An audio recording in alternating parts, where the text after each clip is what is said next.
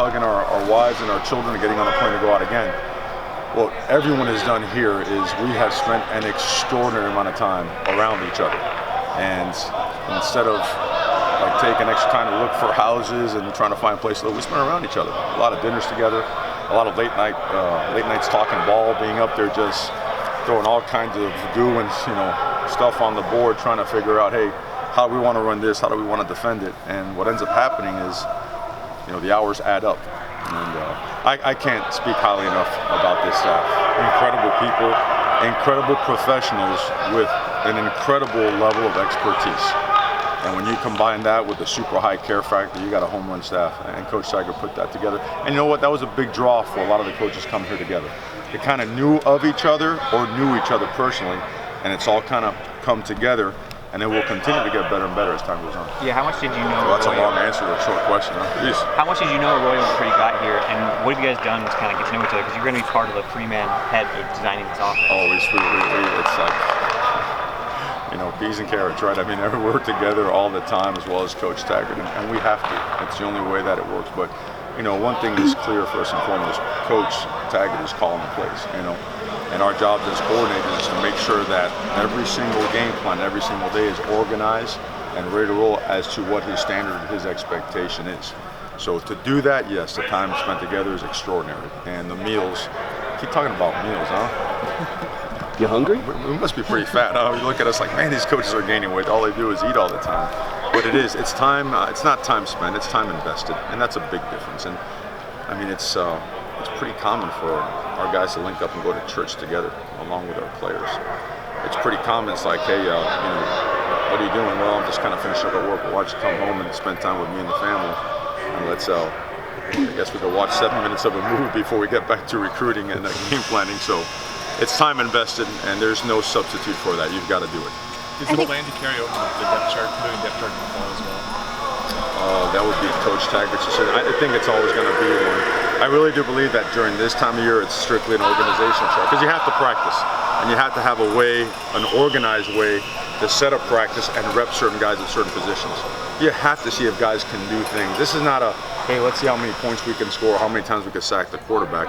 We need to see who can perform under certain circumstances and in certain situations, and that's what we every single day script to do. What's been your impression? Said that Capra is standing out. Have you seen anyone individually that's standing out in the offense? Gosh, I hate to give any single one of those guys credit this early. Yeah, they all are collectively as a unit. They, to me, it's 5 as 1. A lot of times you'll hear, well, it's the best 5 on the field. I don't believe that. It's the best 5 guys that work together as one unit. And that's the combination that we're figuring out. And we got a couple guys hurt, which in a way it's a blessing because they're not hurt badly, but other guys get opportunities to show what they can do. So now you can fit yourself to 8, 9, 10 guys that can play winning football for you in the fall. And that's the goal of spring. Now, who's going to be the first 5? That we'll figure that out day by day. You like behind Hanson at center, the guys behind Tough to say. A bunch of guys have gotten reps in there. Zach has gotten reps in there. Jake's gotten reps in there. Valentino Daltoso, Charlie. I mean, there's so many guys that have gotten reps there, and we try to throw guys in there all the time. You've got to have at least 3 centers, and you all know what can happen if you don't have one ready to perform, how that can cost you. Yep. What do you think of the possibility going to the early signing date in addition in December plus? I have absolutely no thoughts about that whatsoever. I'd have to sit down and study it to see how that thing works. I know that the current calendar has stood the test of time, right? It's been in place for a long time and it's worked pretty well. Obviously there are some adjustments coming, so I've got to study that thing inside and out to see how it benefits or hurts our program, because recruiting is kind of the most imperfect science in the world. It continues to every single year baffle you more and more because you don't know how a prospect is going to turn out. You don't know exactly which way a recruiting process is going to turn. So I'd have to study up more on that, and I will. I'll make sure I'll have an answer for you next time. Mario, that's a trick question. A lot of guys on the defense like the physicality and contact in practice, but the downside is they have to tackle Royce all day. Does Royce's style rub off on the other guys in the back? Absolutely, it's infectious. To me, it's got to be that, right? And a lot of times people talk about domination, and who can you really dominate play 1? It doesn't happen. When does it happen? Play 78, 79, 80, 85. That's when it's going to happen. But to get there, every single play has got to be like a body blow in boxing. You got to keep chipping away. You got to keep chopping wood.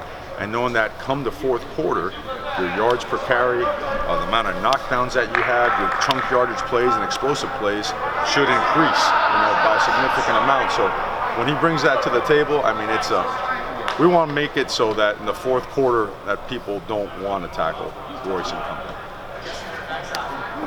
Good.